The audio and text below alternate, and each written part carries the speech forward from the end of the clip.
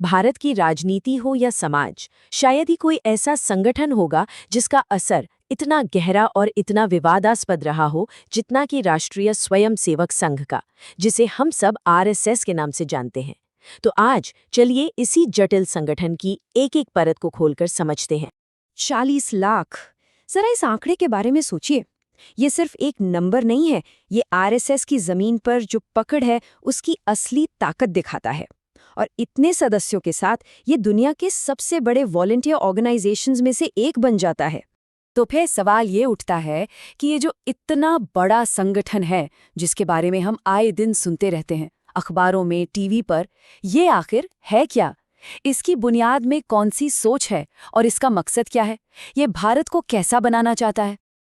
अच्छा, तो आरएसएस को ठीक से समझने के लिए हमने इस पूरी कहानी को 6 हिस्सों में बांटा है। हम देखेंगे कि ये शुरू कैसे हुआ, इसकी विचारधारा क्या है, फिर बात करेंगे इसके विवादित इतिहास की। इसके बाद हम इसकी बनावट और संघ परिवार को समझेंगे, इसके सामाजिक काम और उस पर लगे आरोपों पर भी नजर डालेंगे, और आखिर में सोचेंगे कि भविष्य में इसका क्या रोल हो सकता है।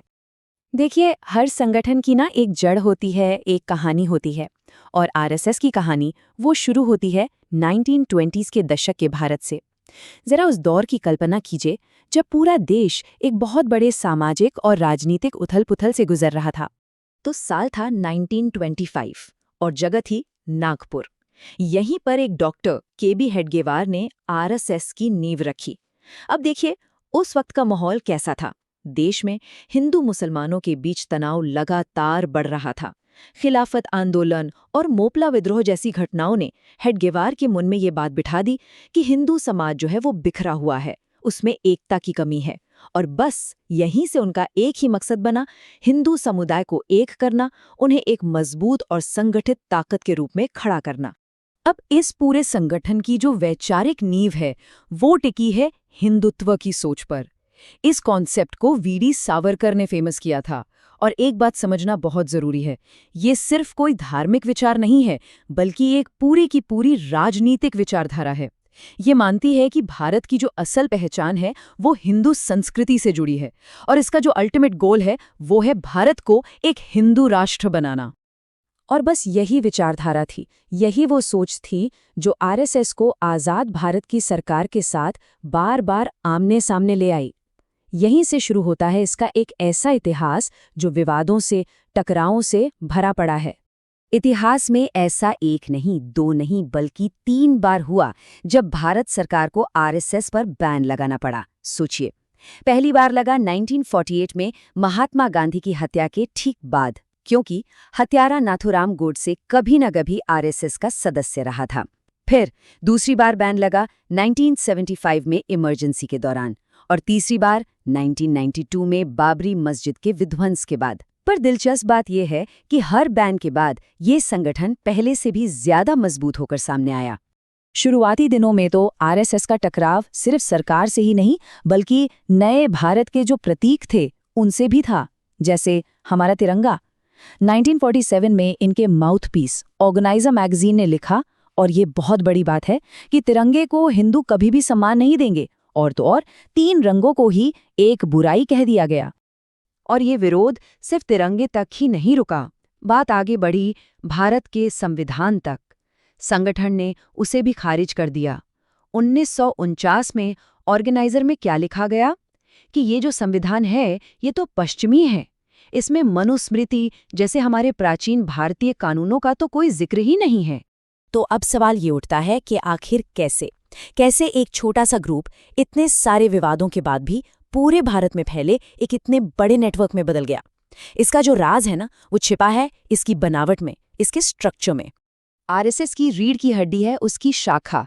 ये होती क्या है? ये रोज या हफ्ते में लगने वाली 1 घंटे की एक तरह की मीटिंग है जो खुले में होती है। यहाँ सदस्य एक्सरसाइज करते हैं, खेलकूद होता है, और सबसे जरूरी विचारधारा पर चर्चा होती है।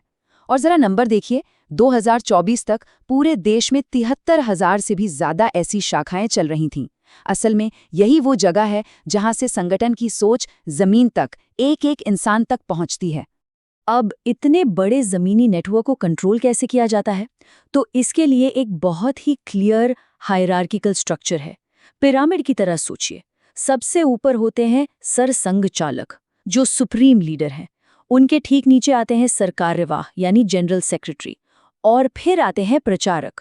ये वो लोग हैं जो अपनी पूरी जिंदगी संगठन के नाम कर देते हैं। और इस पूरे पिरामिड का जो बेस है, जो नींव है, वो है लाखों लाख स्वयंसेवक। लेकिन कहानी सिर्फ शाखाओं पर खत्म नहीं होती। आरएसएस का जो असली प्रभाव है वो और भी बड़ा है। इसने कई सारे एफिलिएटेड ऑर्गेनाइजेशंस बनाए हैं जो समाज के हर एक हिस्से में काम करते हैं। राजनीति में, स्टूडेंट्स के बीच, मजदूरों के बीच, आप नाम लीजिए। और इसी पूरे नेटवर्क को, इसी परिवार को संघ परिवार कहा जाता है। और यही जो इतना बड़ा फैला हुआ नेटवर्क है, इसी की वजह से आरएसएस की एक दोहरी पहचान बनी है, एक ड्यूअल आइडेंटिटी। और ये पहचान समझना बहुत ज़रूरी है, क्योंकि इसके बिना हम आज के भारत में आरएसएस के असली रोल को कभी नहीं समझ पाएंगे। देखिए, एक तरफ तो आरएसएस को उसकी सोशल सर्विस के लिए जाना जाता है। जब भी कोई बड़ी आपदा आती है, बाढ़ हो या भूकंप, उनके कार्यकर्ता मदद के लिए पहुंच जाते हैं।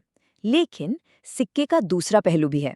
दूसरी तरफ आरएसएस पर सांप्रदायिक दंगे भड़काने और एक एक्सट्रीमिस्ट यानी चरमपंथी संगठन होने के बहुत ही गंभीर आरोप भी लगते आए हैं।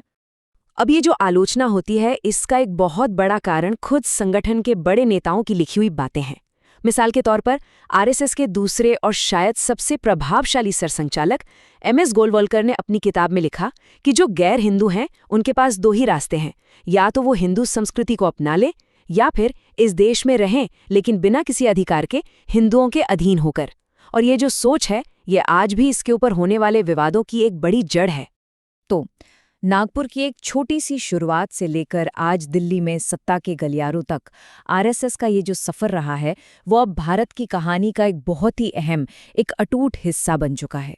जरा एक बार फिर से सोचिए, एक संगठन जो सिर्फ कैरेक्टर बिल्डिंग या चरित्र निर्माण के लिए शुरू हुआ था, उस पर 3 बार सरकारी बैन लगे, फिर भी वो एक देशव्यापी आंदोलन बन गया।